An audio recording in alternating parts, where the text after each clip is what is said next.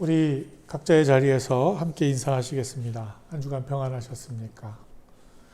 코로나로 인해서 많이 힘들고 어려운 상황인데 그럼에도 불구하고 건강 잘 지키시고 또 마음을 잘 지키셔서 흔들림 없는 온전한 평강의 삶을, 강건한 삶을 누려 가실 수 있기를 예수님의 이름으로 간절히 축원을 드립니다. 말씀을 같이 나누도록 하겠습니다. 오늘 말씀 사도행전 2장 42절로 47절까지의 말씀을 본문으로 택했고요. 우리가 지켜야 하는 신앙의 New Normal이라는 제목으로 말씀을 나누려고 합니다. 우리가 사도행전 말씀을 다시 보고 계신데요. 성령 강림 사건의 이유와 목적에 대해서 말씀을 전 시간에 드렸습니다. 이것이 어느 한 개인의 영적 우월감을 드러내기 위함이라거나 성령에 의한 어떤 드라마틱한 인생 역전의 장면을 극적으로 우리가 성령 체험을 통해서 연출하고 이런 것을 위함이 성령 강림 사건의 목적이 아니라 이 땅에 존재하는 하나님의 모든 백성들이 그동안 서로 소통하지 못하게 만들고 있었던, 우리가 인식하건 혹은 우리가 인식하지 못했건 우리 안에 있었던 여러 모양의 막힌 담들을 허물어내고 진심으로 하나 되게 하기 위함이라는 사실을 이 사도행전 말씀에서는 언어의 장벽을 허무는 사건을 통해서 그것을 상징적으로 드러내고 계시다, 이렇게 설명을 드렸습니다. 그러는 와중에도 이 정말 평범할 수 없는 현상에 대해서 제자들도 또 적잖이 놀라고 또 당황하는 일들이 있게 되죠. 근데 그 중에는 또 술 취한 사람이라고 조롱 섞인 말을 하는 그런 사람들도 있게 되는 것이죠. 그런데 그런 바로 그 순간에 베드로가 2장 14절에 이렇게 기록을 하고 있습니다. 이 일을 너희로 알게 할 것이니 내 말에 귀를 기울이라. 그렇게 말을 하기 시작하죠. 이런 당황스럽고 어쩌면 놀라운 이 상황을, 이 일을 다시 이야기해서 이 성령 강림 사건을 예수의 이 부활 승천 이후에 일어난 이 사건이 어쩌다가 즉흥적으로 일어난 일이 아니라 구약 요엘 2장에 나오는 하나님의 약속을 성취하는 일이었다는 사실을 베드로가 말씀을 통해서 강변하죠. 그러면서 그리스도의 이 대속의 죽음과 부활에 대해서 이야기하기 시작합니다.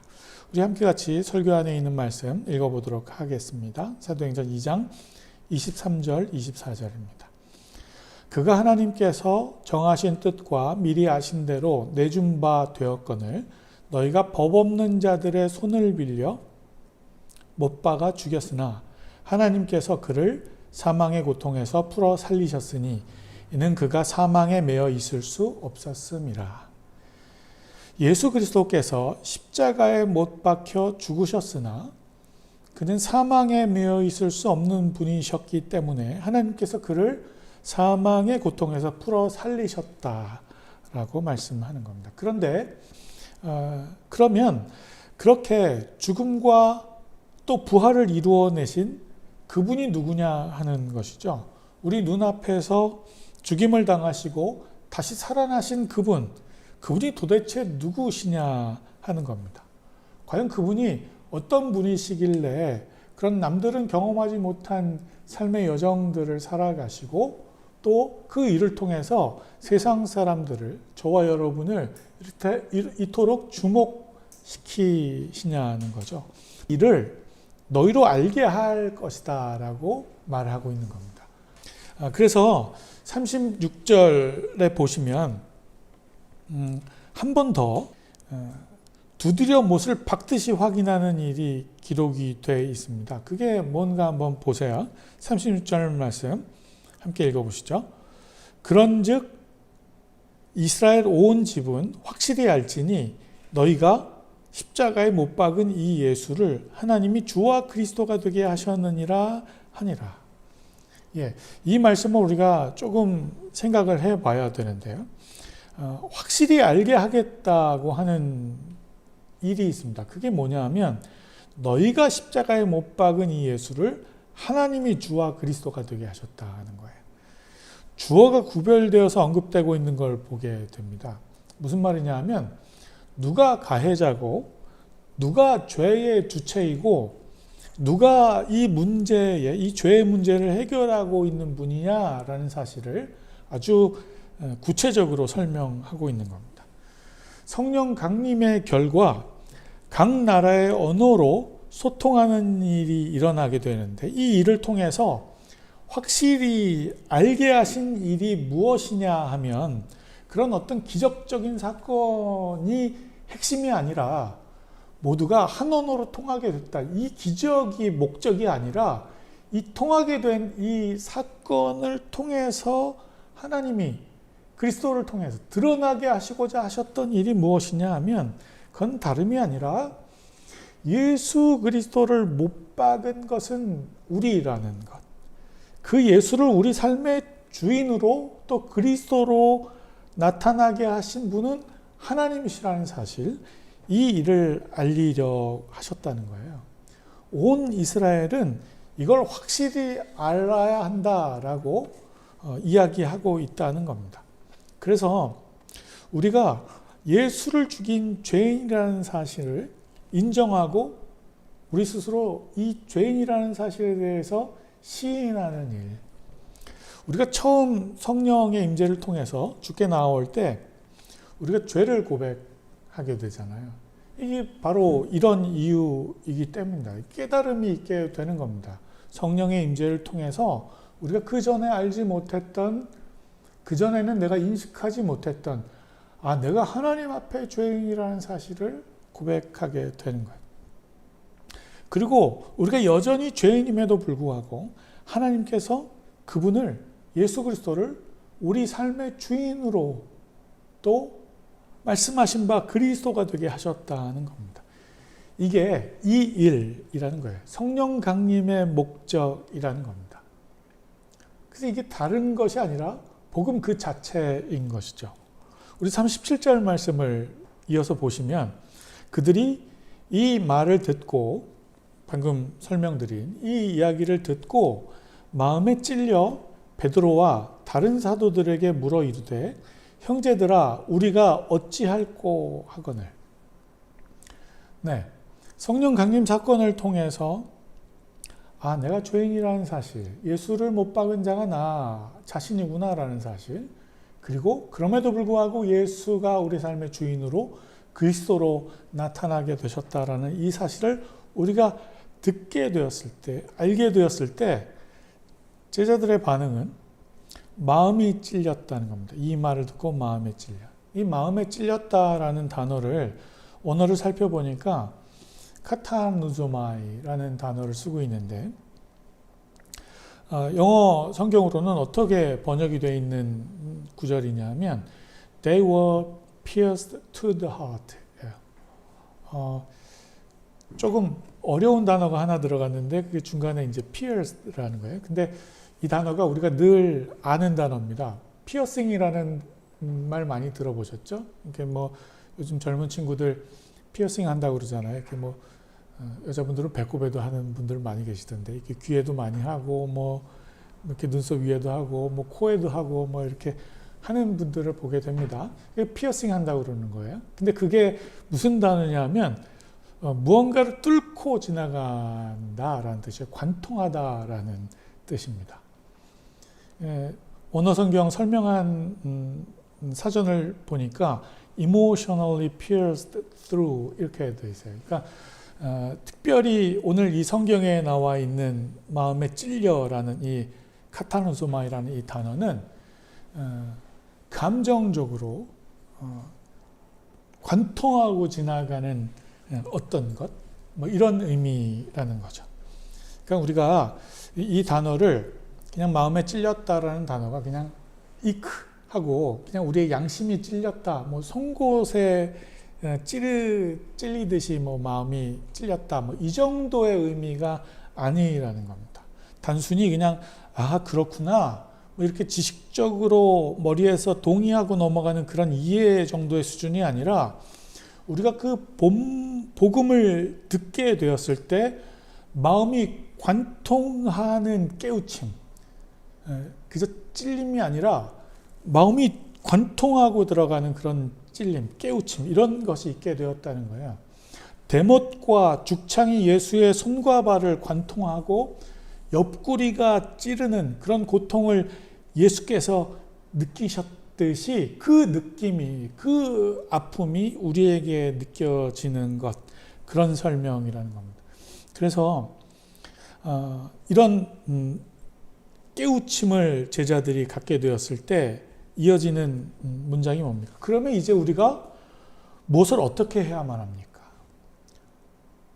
정말 이런 일이 내 삶 속에서 벌어졌던 거라면 나는 그 사건을, 그 사실을 모르고 내 죄를 인식하지 못하고 저지른 일들이 내 삶 가운데 있었는데 그럼 이걸 어떻게 해야 됩니까? 라는 절규가 나오게 되는 거죠. 이 일의 비밀을 알게 됨으로 해서 내가 알지 못했던 내 삶에 있는 이 죄 문제를 깨닫게 됨으로 해서 비로소 내가 가만히 있을 수만 없는 일이 일어났다는 이 신앙적인 자각이 있게 되는 겁니다. 성령이 임재했을 때 그래서 이 내가 인식하지 못했던 내 삶의 범죄함에 대한 이 신앙적인 자각이 생기는 거죠. 이것이 복음을 듣게 되었을 때 일어나는 지극히 성경적인 반응의 과정이라는 겁니다. 마음이 찔리는 거예요. 그리고 내가 그동안 너무 안일하게 예수 죽인 이 죄인임에도 불구하고 아무런 뉘우침이나 반성 없이 정말 방관자처럼 그렇게 살아왔었구나 하는 깨달음을 얻게 되는 겁니다. 근데 우리가 알아야 될 한 가지 중요한 사실은 우리가 바로 이 지점, 이 순간 우리가 인식하지 못했던 죄에 대한 깨달음이 있게 되는 이 일이 사실은 이미 구원을 경험하고 있는 거죠. 그런 깊은 마음의 깨달음을 얻게 되는 제자들에게 사도는 1000번째 쌓으라고 말을 하지 않아요. 40일 금식기도 하라고 말하지 않아요. 그래, 이제 네가 네 죄를 알겠지. 그러니까 그 회개하는 마음으로 1000번째 쌓아라. 40일 금식기도 이런 얘기 하지 않습니다. 그렇게 스스로 어떤 죄사함 받을 만한 그런 자구책을 강구해 보라고 말하지 않고 뭐라고 이야기합니까? 그저 예수 그리스도의 이름으로 구원을 받으라. 이렇게 선포합니다. 우리 38절부터 41절까지 말씀 함께 읽어보겠습니다.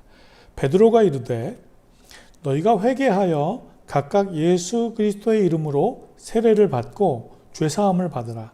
그리하면 성령의 선물을 받으리니 이 약속은 너희와 너희 자녀와 모든 먼데 사람 곧 주 우리 하나님이 얼마든지 부르시는 자들에게 하신 것이라 하고 또 여러 말로 확증하며 권하여 이르되 너희가 이 패역한 세대에서 구원을 받으라 하니 그 말을 받은 사람들은 세례를 받음에 이 날에 신도의 수가 3000이나 더하더라.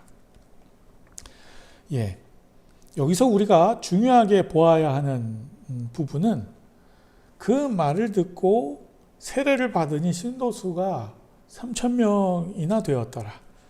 그러니 교회 부흥하려면 죄사함 받고 성령 은혜 체험하고 그래야 된다. 이렇게 눈에 보이는 욕심에 급급한 그런 성경 이해를 할 것이 아니라 말씀드린 대로 우선 우리가 성령을 받아야 하는 이유와 목적에 대해서 바로 분명히 깨닫고 그리고 그 성령을 선물로 받기 위해서 예수 그리스도의 이름으로 세례를 받아야 한다는 거, 이거 우리가 기억해야 되는 겁니다.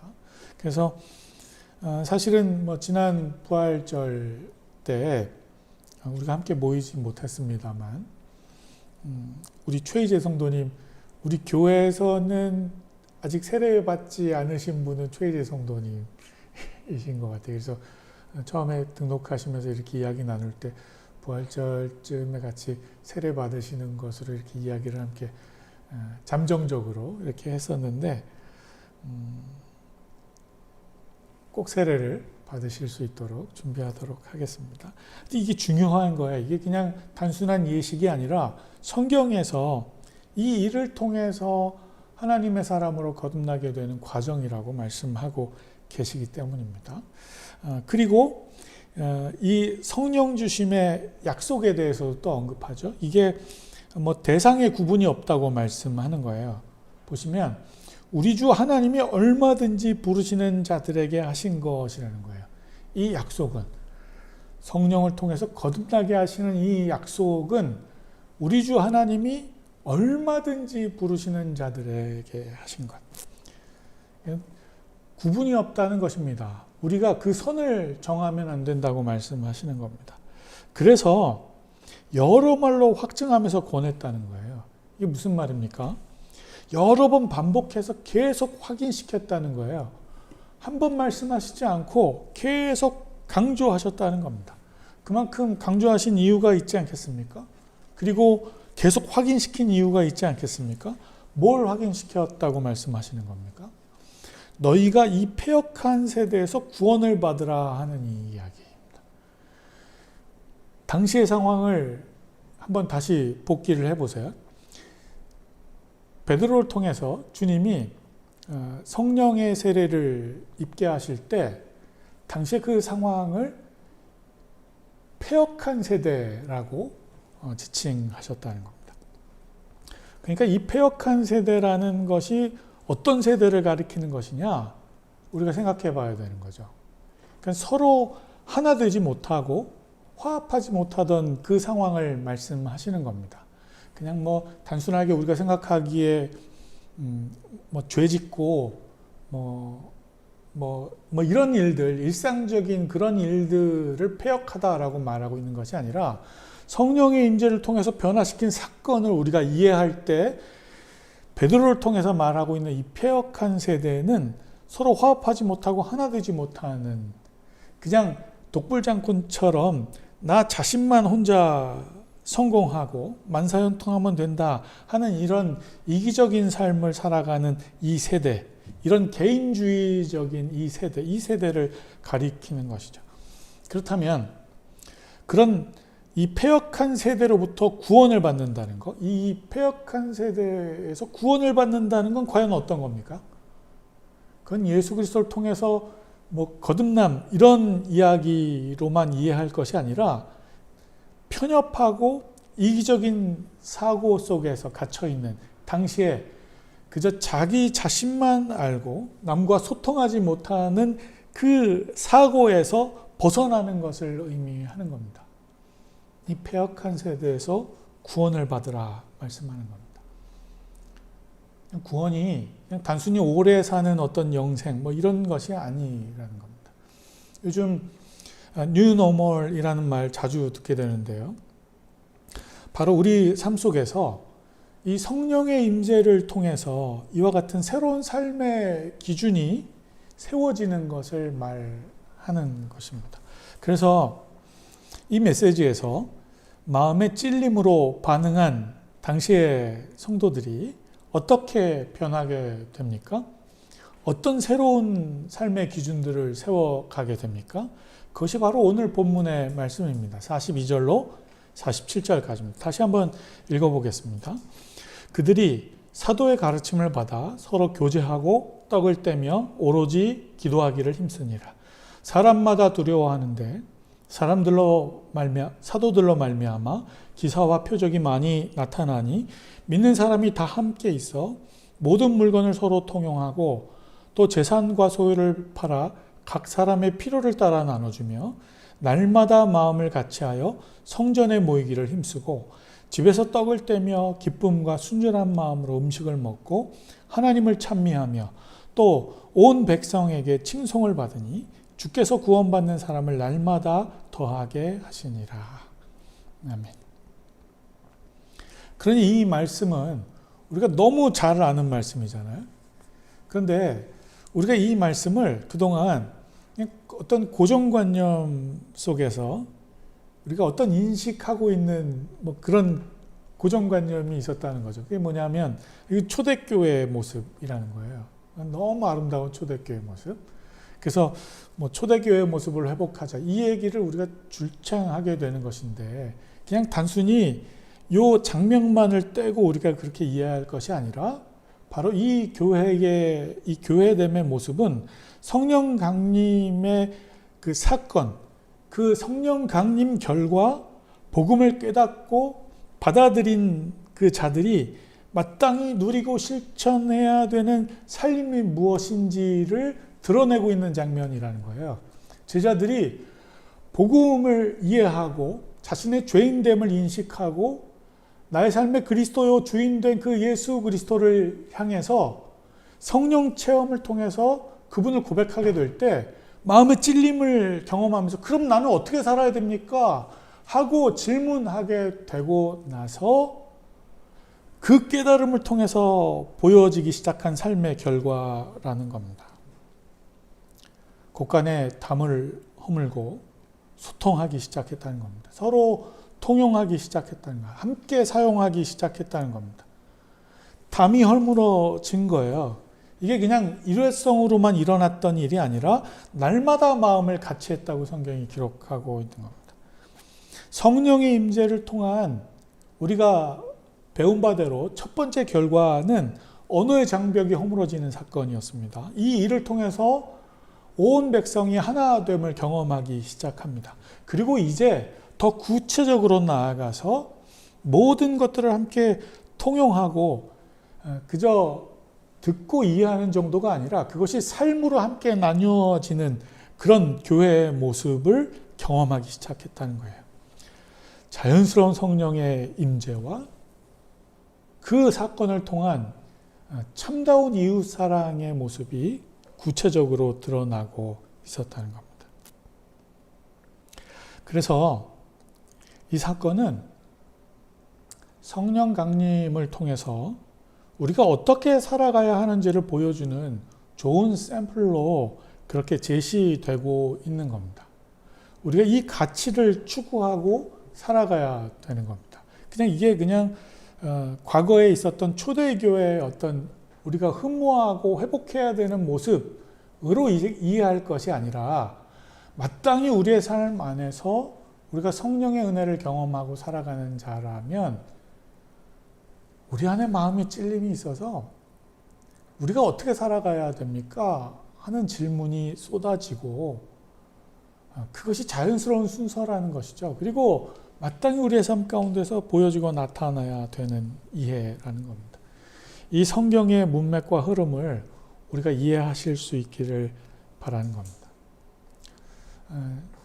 이 본문을 좀 그렇게 이해하고 말씀을 우리의 삶에 적용하면서 오늘 말씀을 조금 마치려고 하는데요.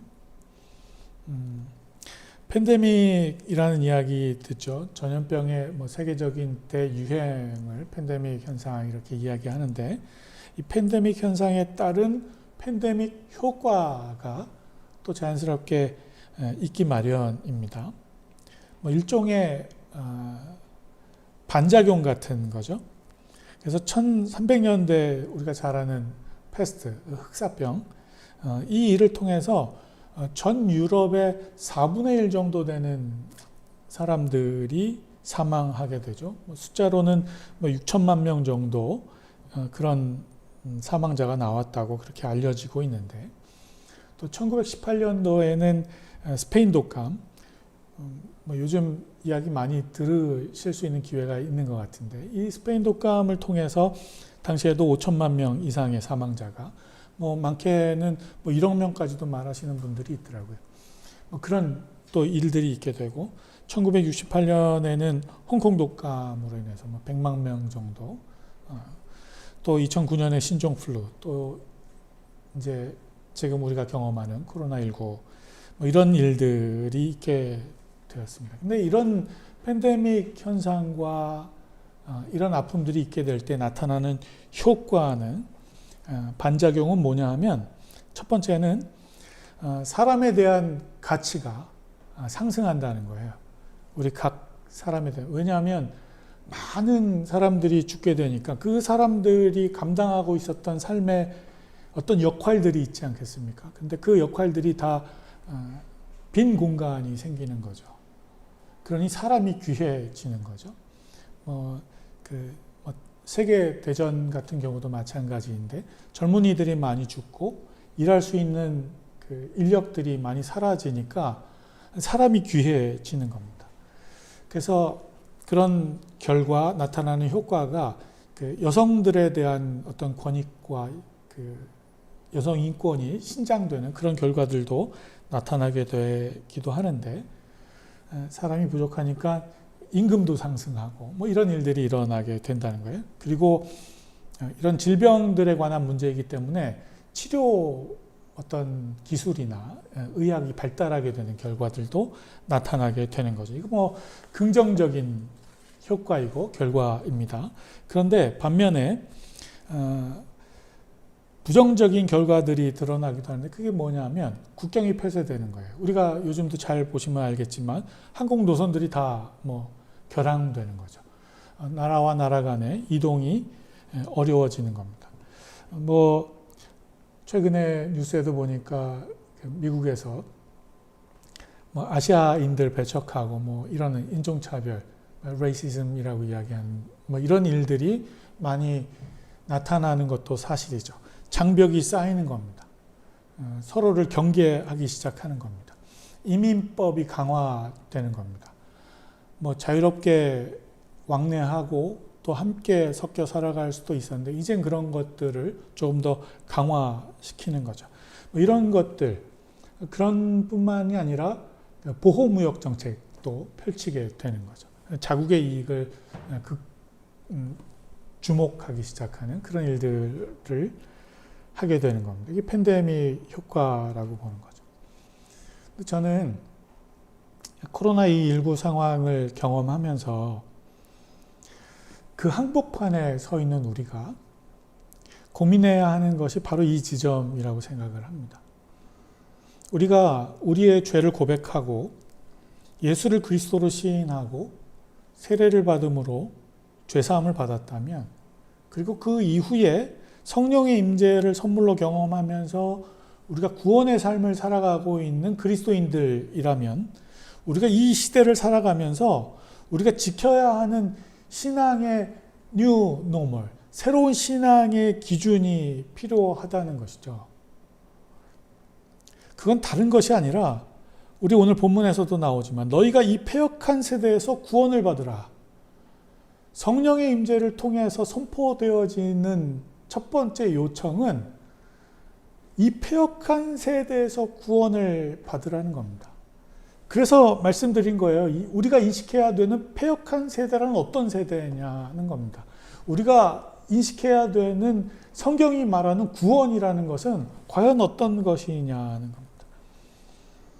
모두가 담을 쌓고 경계를 강화하고 보호장벽을 높이 드세울 때 그런 이 패역한 세대에서 벗어나는 것, 그게 성경에서 이야기하는 구원의 삶이라는 것입니다. 그 한켠에서 소외되고 방임되어 있고 외면당하고 있는 이들을 우리가 끌어안을 수 있는 그런 도움의 손길을 펼칠 수 있는 삶을 살아가는 것, 그게 구원의 삶이라는 겁니다. 그것이 우리가 구원 얻는 삶이라는 것입니다. 나만의 아성을 쌓고 호의호식할 수 있다고 생각하는 것. 그런 아집에서 오히려 우리는 우리 자신을 독방에 가두는 결과를 가져오게 되는 겁니다. 스스로 독방에 갇히는 겁니다. 마음을 열어야죠. 담장을 허물어야죠. 얼마든지 그렇게 할 수 있습니다. 얼마든지 그렇게 할 수 있습니다. 보세요. 우리가 이 질병 때문에 함께 모이지 못하지만 함께 하는 거 아닙니까? 그럼에도 불구하고 마음을 함께 하고 또 우리가 함께 할 수 있는 일이 무엇인지를 고민하기 시작하는 거 아닙니까?